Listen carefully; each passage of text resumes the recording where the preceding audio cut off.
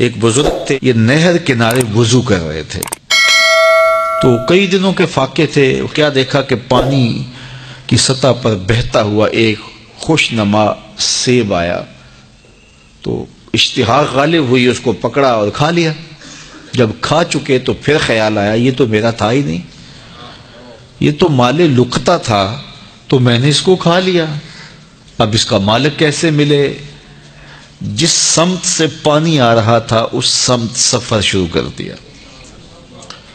کئی دنوں کی مسافت کے بعد دیکھا کہ ایک باغ ہے جس کی شاخیں اس پانی کی طرف لٹک رہی ہیں۔ سمجھ گئے کہ یہیں سے گرا ہوگا اور میں نے کھا لیا۔ خیر باغ میں پہنچے، مالک سے ملے، کہا کہ یوں میں نے ایک سیب کھا لیا ہے اور میرا غالب گمان یہ ہے کہ اس باغ کا وہ سیب تھا، تو میں معافی مانگنے آیا ہوں، یا پھر بتائیں کہ اس کا ہرجانہ کیا ہوگا۔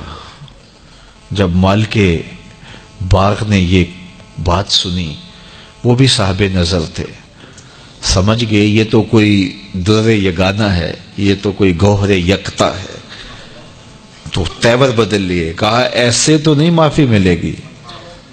کہا حضرت کیسے ملے گی؟ کہا 12 سال تک میرے باغ کی گوڈی کرنا پڑے گی۔ اللہ اکبر، اور ایک شرط اس کے علاوہ ہوگی۔ کہا ٹھیک ہے، میری غلطی تو معاف ہو جائے گی نا۔ 12 سال تک باغ کی گوڈی کرتے رہے۔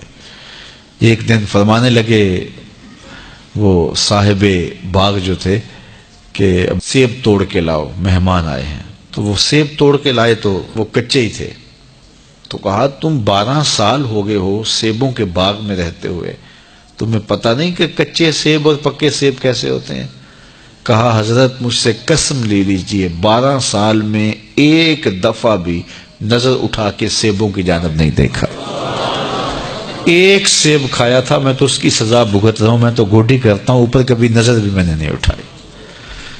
سینے سے لگا لیا، کہا ایک شرط تمہاری پوری ہو گئی، اب دوسری شرط ہے کہ میری ایک بیٹی ہے جو آنکھوں سے نابینا ہے، کانوں سے بہری ہے، بول سکتی نہیں، اور وہ اپاہج بھی ہے، چل بھی نہیں سکتی، اس سے تمہارا نکاح کرنا چاہوں گا، اگر تمہیں قبول ہے تو معافی ہو جائے گی۔ کہا ٹھیک ہے جی قبول ہے، میرا گناہ معاف ہو جائے، میں زندگی کاٹ لوں گا، کوئی بات نہیں ہے۔ خیر نکاح ہو گیا۔ کہا کہ یہ کمرہ ہے، یہاں آپ کی زوجہ آپ کی منتظر ہے۔ جب وہاں گئے تو ایک خوبرو دوشیزہ منتظر تھی، تو فوراً پلٹے کہ میں غلطی سے کسی اور کمرے میں آ گیا ہوں۔ پلٹتے ہوئے دروازے کی چوگاٹ سے سر پھٹ گیا، خون بہنے لگا۔ جب باہر آئے تو صحن میں پہنچے تو وہ بزرگ وہاں تھے۔ کہا کیا ہوا؟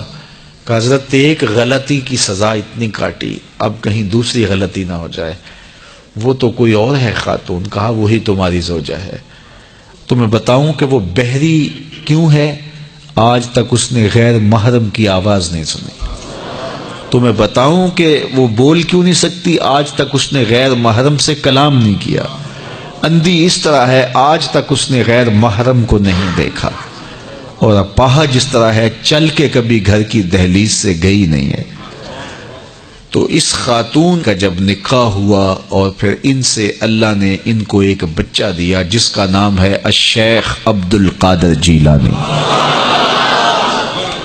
جب ماں باپ اس طرح کے ہوں تو بیٹے اس طرح کے ہی ہوتے ہیں۔ باپ کا لقمہ پاک اور ماں اپنی آبرو کی کیسی محافظہ، پھر در یگانہ اور گوہر یکتا جو پیدا ہوتا ہے وہ دین کی احیاء کرنے والا ہے، دین کی مردہ قدروں کو نئی زندگی دینے والا ہے۔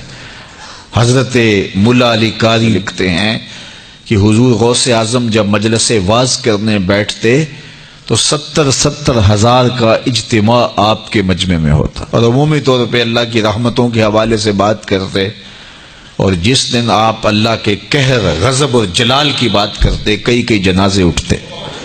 یہ آپ کی گفتگو کے اندر عصر کا رنگ اور شیرینی تھی۔